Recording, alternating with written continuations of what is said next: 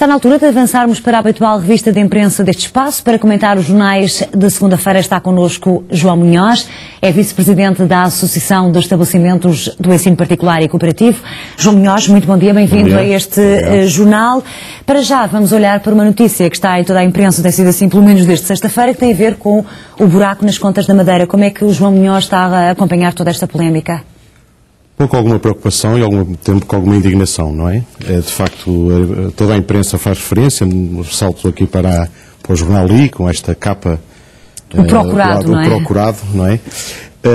Mas mais do que o problema em si da dívida, mais uma vez é as organizações do Estado e a supervisão não funcionou. Isto é que para mim é o mais importante. Quando vamos lendo as notícias, percebemos que havia órgãos do Estado que deviam saber desta situação, que deviam ter denunciado, e parece que há aqui um silêncio entre todos para que estas notícias não viessem... E o povo português não percebe. Não percebe porque Até porque, de acordo com o que avança a comunicação social, pelo menos certo é que desde 2006 que o Tribunal de Contas já tinha apurado que havia aqui alguma espécie de irregularidade, não é? É verdade, e também os políticos dos partidos da oposição têm há muitos anos dito que a situação na Madeira não está clara, não estava esclarecida. E, repare, claro que estes assuntos vêm pela gravidade da situação, também vêm por este, digamos, acontecimento que vai prejudicar todo este esforço que temos para a Troika e a visibilidade de Portugal a nível internacional. Quando estávamos no bom caminho. Quando estávamos aparentemente no bom caminho, a fazer um esforço, e gostava de realçar o empenho dos portugueses para ultrapassar esta crise, e de repente vem-se outra vez com uma notícia de algo que não estava contabilizado e que não se esperava. Claro que isto também vem porque há eleições na Madeira e não podemos esquecer isso, não é? E me parece que isto é que é importante. Quais são as expectativas em relação aos resultados destas eleições? Olha, se os madeirenses avaliarem apenas aquilo que foi investido para o seu benefício, eu penso que o PSD poderá ganhar. Mas se os madeirenses quiserem avaliar todo este estilo de governança que tem sido feito na Madeira nos últimos anos, eu penso que tem que ser francamente penalizado e terá que ganhar um partido que há muitos anos, ou os partidos que há muitos anos, vêm a denunciar. Tem que haver uma alternativa, claro, mas... estamos em democracia, serão os madeirenses que terão que vão escolher no próximo dia 9 de outubro. E vamos olhar também para uma das notícias, de resto uma grande entrevista que está no Diário Económico, na edição desta segunda-feira, uma entrevista de Nuno Melo, o número 2 do CDS-PP. O que é que ressalva, o que é que quer sublinhar desta grande entrevista de 2 páginas que vem no Diário Económico? Olha, gostava de realçar 2 coisas. A primeira é esta, digamos, reorganização do CDS e colocando o Nuno Melo como número 2 de partido, a dar a cara pelo partido e a dar uma entrevista de fundo explicando 2 coisas. Por um lado, a importância da diplomacia política, da diplomacia económica, perdão, para o país. Parece que não está bem claro em que mãos é que deve estar, se do Primeiro-Ministro, se do Paulo Portas, e ele vem reforçar claramente que deve ser Paulo Portas a liderar o processo e pelo menos estar muito interveniente disso, o que faz todo o sentido, não é? O nosso Ministro dos Negócios Estrangeiros dá exemplos, nomeadamente, por exemplo, no Oriente, numa embaixada que visitou de Inglaterra, em que o primeiro andar era para vender Inglaterra, não é? E todo esse esforço deve ser feito. Por outro, também, parece-me que era importante o posicionar o partido na coligação.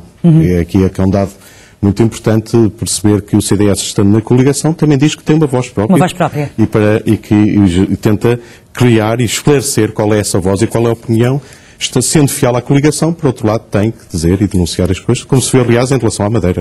Precisamente, de resto, também um dos temas inevitavelmente analisados nesta entrevista. Vamos olhar, por exemplo, aqui o Diário Económico, o Diário Notícias, de resto, aqui a manchete, 22% de cursos correm o risco de fechar por falta de alunos. Como é que o João Munhoz acompanha estes números? Bom, acompanho com muita preocupação e pelo seguinte, porque a pirâmide está ao contrário, isto é, o número... Pela primeira vez, destes últimos anos, temos menos alunos, não é? Temos menos alunos, não é? É uma questão da demografia, por um lado, e por outro lado, cada vez mais abrir cursos. Eu penso que é necessário olhar para a rede, e perceber que a oferta tem que estar equilibrada em relação a uma procura. E não está atualmente, em sua opinião? Eu penso que não. Eu penso que há um excesso de oferta, aliás, vezes, porque há quantidade de cursos que não conseguiram ter um mínimo de alunos para abrir, há mesmo cursos que tiveram 0 alunos, mas esses cursos existem, isso significa que estão dentro das instituições, que têm custos, que têm professores, e que não faz sentido de existirem. Mas é também o resultado, pode ser também o resultado da crise e Pela falta de apoio, pelo menos dizem as associações de estudantes, pela falta de apoio do Estado em relação ao ensino superior? Olha, eu acredito que também possa haver alguma coisa disso, mas como sabe, desde os últimos anos se previa que esta situação viesse a acontecer, o excesso de oferta para uma procura reduzida, que vem quebrar aqui todo um ciclo de crescimento da oferta educativa que vinha a ser feita pelo Ministério da Ciência, do Ensino Superior e da Ciência, agora no juntamente com o Ministério da Educação. Mas valia a pena mostrar o seguinte, repare que, e naquilo que nos diz respeito a nós, a Associação do Ensino Particular e Cooperativo, acontece exatamente o contrário. Nos colégios que têm contrato de associação, não é? Por exemplo, em que o governo anterior do Partido Socialista fez aquele ataque sem precedentes no sentido de querer acabar com uma quantidade de escolas e de turmas que tinham procura, que as famílias queriam colocar os seus filhos e que de repente vêm sem essa possibilidade de os colocar. Acho que há 4 anos há uma legislatura completa para rever quer a rede do ensino particular e cooperativo, quer a rede do ensino superior. Mas o ensino particular sofreu, sem dúvida, sentiu-se muito em relação ao número de pessoas que tiveram de tirar os seus filhos das escolas privadas para colocarem nas públicas, não é? Também resultado do mau momento que vivemos. Repare, tem a ver com 2 questões diferentes. Uma da que eu realcei, que era a questão da redução de turmas, feito por aquele estudo incompreensível que foi feito pelo governo anterior, que retira a possibilidade de uma quantidade de escolas poderem oferecer esses projetos educativos alternativos que as famílias queriam e eram de qualidade.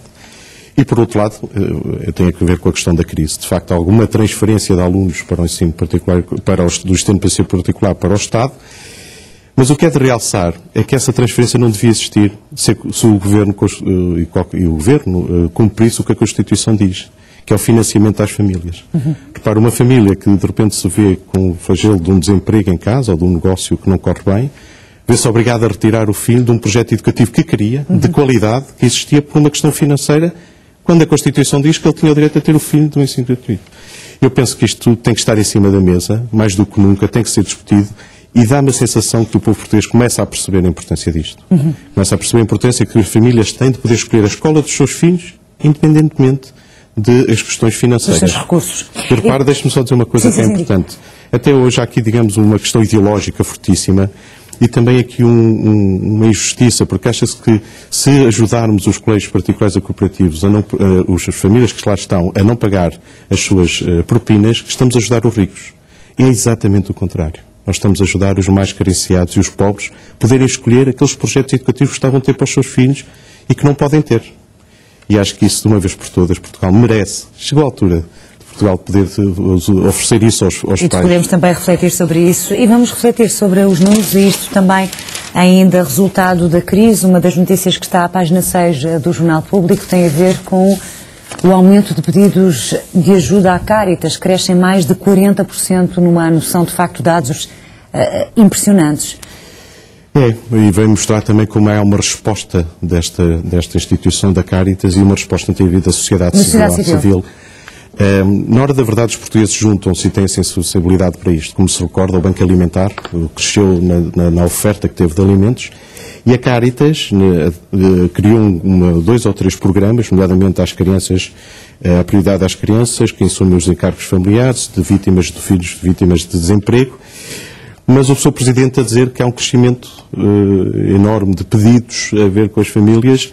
E, portanto, os recursos são escassos, não é? Para conseguir atender a tantos pedidos de ajuda. Mas eu fazia um apelo à sociedade civil que se oferecesse também para estas instituições como voluntariado para ajudar aqueles que de facto estão a passar mal, que pode passar pelo seu tempo, mas também para a oferta de géneros e de bens.